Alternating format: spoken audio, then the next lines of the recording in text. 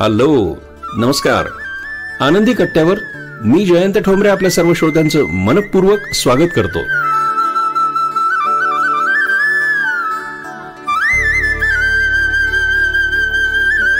श्रोतो नमस्कार.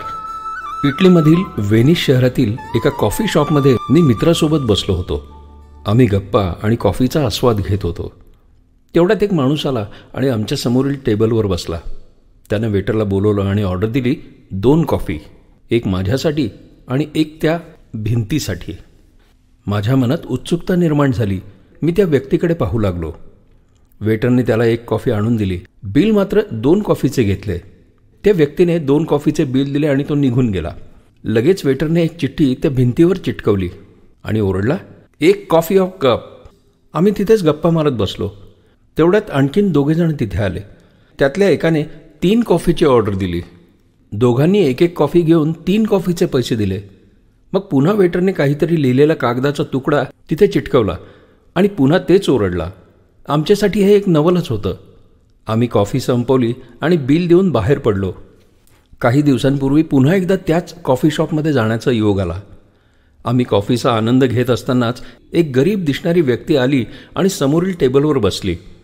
त्या व्यक्तीनं वेटरला सांगितलं, 1 cup of coffee from the wall. त्या वेटरने नेहमीच्याच अदबीने त्या व्यक्तीला ती कॉफी दिली.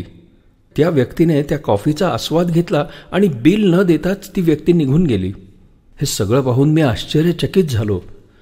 तेवढ्यात त्या वेटरने भिंतीवर चिटकवलेला तो कागदाचा तुकडा काढून डस्टबिनमध्ये टाकून दिला. या शहरातील गरिबांनाही कॉफीचा आस्वाद घेता यावा यासाठी कुणीतरी काळजी घेणारे होते. ती काळजी अतिशय आदरानं आणि कुणालाही कळणार नाही अशा पद्धतीने घेतली जात होती. त्या गरिबाच्या प्रतिष्ठेला कुठेही धक्का लागणार नाही याची पुरेपूर काळजी घेण्यात आली होती.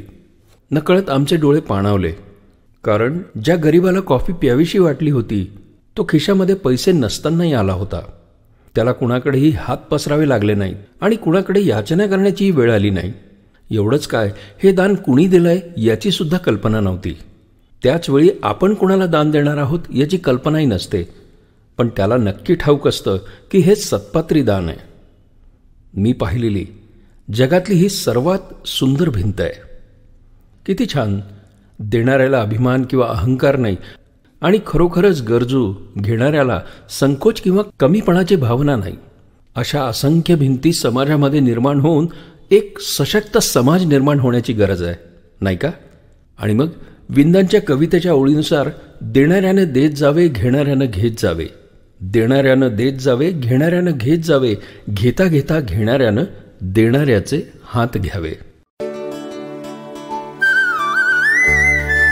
श्रोत्यो, रेडिओ जयंत या यूट्यूब चॅनल आणि फेसबुक पेजवर येणाऱ्या प्रत्येक कार्यक्रमाला आपण भरभरून प्रतिसाद देतात.